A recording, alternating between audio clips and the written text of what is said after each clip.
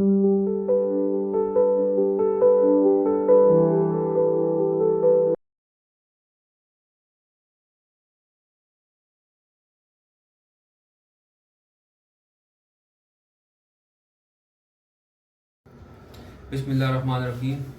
अस्सलामु अलैकुम my dear student, उम्मीद है आप खैरियत से होंगे।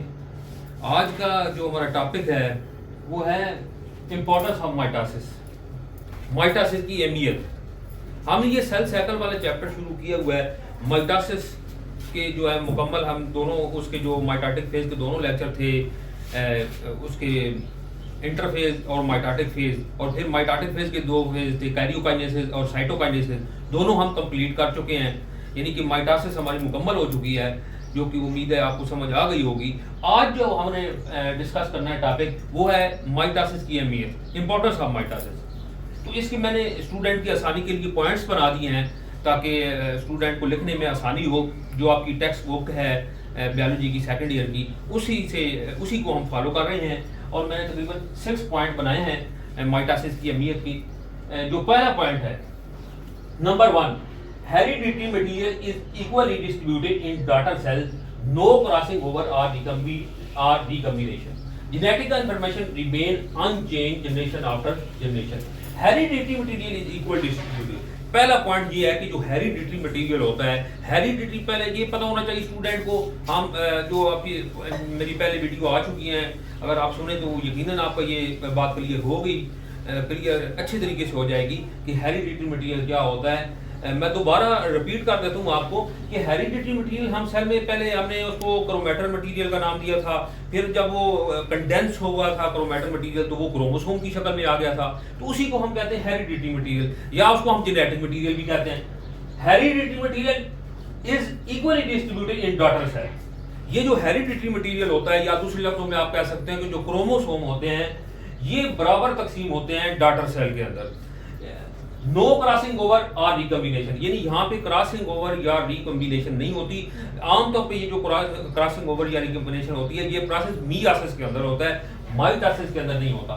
सो genetic information remain unchanged generation after generation, और जनरेशन आफ्टर जनरेशन जो जेनेटिक इंफॉर्मेशन होती हैं वो हमेशा सेम रहती हैं, वो एक जैसी रहती हैं। ये मैं आपको समझे, जैसे आप ये समझें कि ये कोई एक सेल है, ये कोई एक सेल है, इसमें ये जेनेटिक मटेरियल या हेरिडिटरी मटेरियल ये क्रोमोसोम की शक्ल में पड़ा हुआ है। ये देखें शाबाश, ये आपको यहाँ पे 4 क्रोमोसोम नजर आ रहे हैं, और हर क्रोमोसोम के आपको 2 क्रोमैटिड नजर आ रहे हैं। ये बात भी आपने क्लियर करनी है स्टूडेंट कि आप ये देखिए यहाँ पे कि ये भी एक क्रोमोसोम है लेकिन इसका क्रोमैटिड एक है। इस तरह अब ये देखें, अगर ये भी एक क्रोमोसोम है लेकिन इसके क्रोमैटिड 2 है, तो ये बात आपने याद रखनी है कि ये भी एक क्रोमोसोम है, ये भी एक क्रोमोसोम है, लेकिन यहां पे इस क्रोमोसोम का एक क्रोमैटिड है और यहां पे इस क्रोमोसोम के 2 क्रोमैटिड है, यानी इनको आप सिस्टर क्रोमैटिड भी कहते हैं। अब ये सपोज आप समझेंगे इस सेल के अंदर 4 क्रोमोसोम है, 4 क्रोमोसोम, और जब सेल में तकसीम होता है तो वो एक क्रोमैटिड वाला क्रोमोसोम नहीं रहता, वो अपने दूसरा क्रोमैटिड एक कॉपी और बना लेता है। तो अगर ये सेल सपोज आप समझेंगे ये सेल आगे से 2 सेल में तकसीम हो जाता है, कितने सेल में, एक सेल ये 2 सेल में तकसीम हो जाता है, तो ये जो क्रोमैटिड है इसके, ये हर सेल के अंदर एक एक क्रोमैटिड चला जाता है। ऐसे 4 क्रोमैटिड इस सेल में आ जाएंगे और 4 क्रोमैटिड जो है वो 4 क्रोमैटिड इस सेल में आ जाएंगे, और फिर अपनी ये दोबारा आगे कॉपी बना के दूसरा क्रोमैटिड खुद बना लेंगे। तो इस तरीके से अब ये देखें ना, अब इस क्रोमोसोम में ये समझिए कि ये पेरेंट सेल था, ये कौन सा सेल था, पेरेंट सेल। पेरेंट सेल के अंदर 4 क्रोमोसोम थे, 2 डॉटर सेल बने, इनके अंदर भी कितने हैं, इसके अंदर भी 4 हैं और इसके अंदर भी 4 हैं। फर्क क्या है कि यहाँ पे सिर्फ ये है पेरेंट सेल के अंदर उसके 2 क्रोमैटिड हैं, हर क्रोमोसोम के 2 क्रोमैटिड हैं, यानी हर क्रोमोसोम के 2 सिस्टर क्रोमैटिड। लेकिन जो डॉटर सेल बने हैं उनमें क्रोमोसोम 4 ही हैं लेकिन उनका क्रोमैटिड है। तो इस तरीके से hereditary material is equally distributed in daughter cell, no crossing over, यानी ना तो क्रोमोसोम एक दूसरे के साथ एक्सचेंज करते हैं अपने मटेरियल और उनकी तादाद भी जो है वो सेम रहती है। इसलिए genetic information genetic information mean unchange generation after generation. Mitosis के अंदर जो जेनेटिक इन्फॉर्मेशन होती है वो सेम होते हैं। वैसे भी हम ये आमतौर पर स्टूडेंट के माइंड में ये क्वेश्चन यकीनन आता होगा कि जिस तरह अब सेल जो है वो तमाम सेल जो माइटोसिस के अंदर एक जैसे बनते हैं, तो फिर ये सेल जो है एक जैसे ये आगे स्ट्रक्चर कैसे मुख्तलिफ बना लेते हैं। जिस तरह आप स्किन के सेल हैं वो स्किन बना रहे हैं, आई के सेल हैं वो आई बना रहे हैं, लिवर के सेल हैं वो लिवर बना रहे हैं, तो ये किस तरीके से मुख्तलिफ होते हैं। ये एक्चुअली आपने याद रखना है कि ये जो हम कहते हैं ना कि एक सेल से दो सेल बनते हैं और वो सेल एक जैसे होते हैं, ये कहना थोड़ा आप कह लें कि मुनासिब नहीं है। हमें ये कहना चाहिए कि जो एक सेल से दो सेल डॉटर सेल बने हैं उनमें जेनेटिक इन्फॉर्मेशन एक जैसी है, वो जेनेटिकली सेल एक जैसे हैं, टोटल सेल एक जैसे नहीं है। जो मैंने आपसे क्वेश्चन किया ना कि बास सेल देखें स्किन बना रहे हैं, बास सेल, हालांकि ये सेल एक जैसे हैं लेकिन ये जेनेटिकली एक जैसे हैं। अब जेनेटिकली से मुराद क्या है कि इनके अंदर ये जो जेनेटिक मटेरियल है, ये जो क्रोमोसोम है वो एक जैसे बराबर तकसीम होते हैं, इनका जो साइटोप्लाज्म है वो मुख्तलिफ होता है। तो होल सेल को एक जैसा कहना ये मुनासिब नहीं है। ये सेल जेनेटिकली जो है इनमें जो जेनेटिक मटेरियल होता है वो 100% एक जैसा होता है, जबकि साइटोप्लाज्म जो होता है इनमें वो मुख्तलिफ होता है। इसलिए ये आगे सेल जो है वो मुख्तलिफ स्ट्रक्चर बना लेते हैं। तो इसलिए हमने ये कहना चाहिए कि जो माइटोसिस के अंदर एक सेल से दो सेल बनते हैं वो जेनेटिकली सेम होते हैं, उनमें जेनेटिक जो इन्फॉर्मेशन है वो एक जैसी रहती है। जनरेशन आफ्टर जनरेशन यानी हर नस्ल के बाद दूसरी नस्ल में एक जैसे जेनेटिक मटीरियल रहता है। जिस तरह मैंने आपको समझाया भी है कि किस तरीके से क्रोमोसोम जो है वो माइटोसिस के अंदर पेरेंट सेल से जितने पेरेंट सेल में उतने ही डॉटर सेल में होते हैं। Number 2 point, asexual reproduction. क्योंकि आपको पता है कि एक जो रिप्रोडक्शन की जो है वो दो मेन टाइप होती हैं, एक एसेक्सुअल रिप्रोडक्शन और दूसरी सेक्सुअल रिप्रोडक्शन।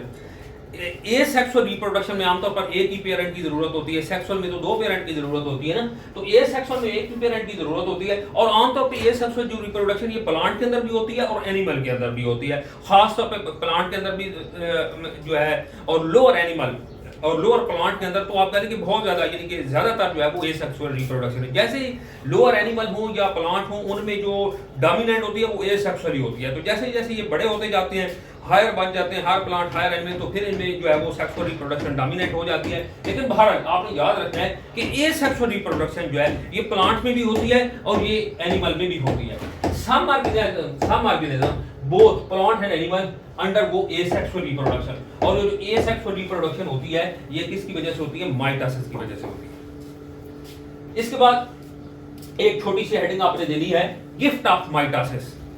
माइटोसिस गिफ्ट करती है, क्या चीजें गिफ्ट करती है? Number 1 regeneration, number 2 healing of wounds and number 3 replacement of older cell. Regeneration क्या होती है? बाज हमारे जो प्लांट्स हैं या एनिमल हैं इनके ऑर्गन, बाज ऑर्गन में रीजनरेशन की एबिलिटी होती है। जिस तरह आप देखें प्लांट के अगर शाखें तोड़ देते हैं तो उसमें दोबारा शाखें बन जाती हैं, अगर लीफ उसके फॉल काट जाते हैं तो दोबारा लीफ बन जाते हैं। इस तरह एनिमल के अंदर या आप देख लें ये जो स्किन जो है हमारी अगर डैमेज हो जाए, नुकसान हो जाए तो ये दोबारा स्किन बन जाए, तो इसको रीजनरेशन कहा जाता है। जिस तरह आप लिवर सेल है या स्किन सेल है तो इनमें रीजनरेशन की एबिलिटी है, ये दोबारा बन जाते हैं। और ये दोबारा किसकी वजह से बनते हैं? माइटोसिस की वजह से बनते हैं, तो इसको कहते हैं रीजनरेशन। हीलिंग ऑफ वॉन्ड जो दूसरा पॉइंट है कि जख्म जो है वो ठीक हो जाते हैं। बाज़ दफ़ा इस तरह स्किन पे या किसी और ऑर्गन पे जो जख्म आ जाते हैं तो उसकी वजह से सेल जो है वो डैमेज हो जाते हैं। अब वो सेल जो सेल डैमेज हो जाते हैं वो सेल फिर रिप्लेस कर जाते हैं, नए सेल बन जाते हैं और नए सेल बनाने का जिम्मेदार कौन है? माइटोसिस। तीसरा रिप्लेसमेंट ऑफ ओल्डर सेल। बाद दफा जो सेल इतने पुराने हो जाते हैं और वो आप कह लें कि डेड हो जाते हैं तो वो भी उतर जाते हैं और नए सेल बन जाते हैं और वो भी जो ओल्डर सेल हैं वो रिप्लेस होते हैं किसके जरिए? माइटोसिस के जरिए। Number 4 point, development and growth of multicellular organism depends upon orderly control mitosis. Orderly and control mitosis, दोनों बातें आपने याद रखनी है। डेवलपमेंट एंड ग्रोथ, दो लफ्ज़ उससे इस्तेमाल किए, डेवलपमेंट और ग्रोथ। ये भी स्टूडेंट पास जो है स्टूडेंट के माइंड में जाता है कि डेवलपमेंट एंड ग्रोथ जो है ये एक ही बात है, हालांकि ये ऐसी बात नहीं है। आमतौर पर आप समझ लें कि यानी जो मदर के पेट के अंदर जो न्यू बेबी होता है तो उसके जो पार्ट्स बन रहे होते हैं ना, उसके बॉडी पार्ट्स बन रहे होते हैं जो आप कह लेंगे ऑलमोस्ट पहले कोई 2.5-3 महीने में बन जाते हैं, तो उसको डेवलपमेंट कहा जाता है।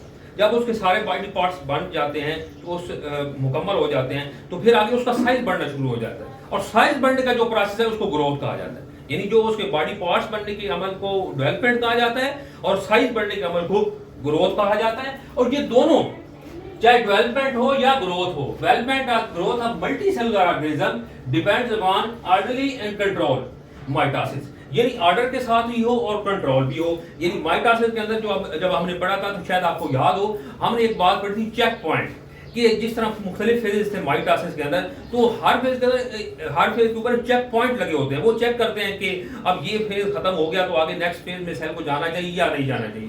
तो ये अगर ये फेज अच्छे तरीके से मुकम्मल हो गया है तो फिर, और कंट्रोल यानी कंट्रोल के साथ और एक तरतीब के साथ। तो ये जो माइटोसिस है, development and growth of multi cellular organism depends upon orderly control mitosis. सिर्फ माइटोसिस कहना मुनासिब नहीं होगा, क्या कहना है जी, orderly and control mitosis. Number 5, tissue culture and cloning occur through mitosis. Tissue culture भी एक टेक्निक है, एसेक्सुअल रिप्रोडक्शन की टेक्निक है। इस तरह क्लोनिंग भी आप पहले कि cloning is also a type of asexual reproduction. ये टिश्यू कल्चर जो टेक्निक है ये आमतौर पर प्लांट्स के अंदर होती है, और क्लोनिंग जो है ये आमतौर पर एनिमल के अंदर की जाती है। और ये दोनों की दोनों tissue culture and cloning occur through mitosis, ये माइटोसिस के जरिए ही होती है। नंबर 6, ये बड़ा इंपॉर्टेंट पॉइंट है, आप समझ कि वीआईपी पॉइंट है, इसको अच्छे तरीके से आपने रीड करना है। For all this organism require manage, control and properly organise process of mitosis. पहले ऊपर भी ये दो लफ्ज आ चुके हैं, ऑर्डरली एंड कंट्रोल, कि मैनेज हो, कंट्रोल हो और properly organise process of mitosis, यानी बिल्कुल एक तरतीब के साथ हो। तो उसमें जो फेजेस हैं वो अच्छे तरीके से, हर फेज जो है वो मुकम्मल तौर पर अच्छे तरीके से कंप्लीट हो, और फिर उसके बाद आगे दूसरा फेज जो है वो स्टार्ट हो। अदरवाइज ये रिजल्ट मेल फंक्शन, अगर ये प्रॉपर्ली कंट्रोल ना हो, यानी कि आप समझ लीजिए जो डोमेन है माइटोसिस का ये अनकंट्रोल हो जाए, तो फिर उसको मेल फंक्शन कहा जाता है, यानी वो फंक्शन जो है वो ठीक नहीं रहता, वो मेल फंक्शन। और मेल फंक्शन आप समझ लीजिए डिजीज को कहा जाता है, तो वो फंक्शन खराब हो जाता है। अनवांटेड ट्यूमर, कुछ अनवांटेड जो आप नहीं चाहते, यानी कि ट्यूमर कहते हैं रसौलियों को, रसौलियां बन जाती हैं, and lethal disease like cancer, और कैंसर भी हो सकता है। और ये इंतहाई खतरनाक किस्म की डिजीज है जो कि किसकी वजह से हो सकती हैं, अनकंट्रोल माइटोसिस से, यानी जो कंट्रोल, जो प्रॉपर तरीके से ऑर्गेनाइज माइटोसिस